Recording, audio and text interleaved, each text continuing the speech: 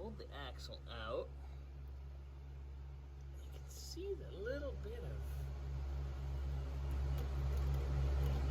of discoloration. Up on top, it's a little more like the outer of the bearing has been spinning. You can see on the bearing too. It's like new.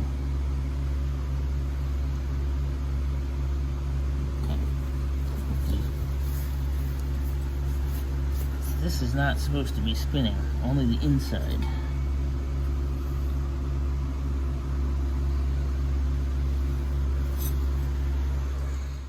Back on Steve's 74, we had some rattling in the back, so we jacked it up, and first thing I did was pull on the wheels, and there was in and out play quite a bit on the bearings, so we're pulling axles.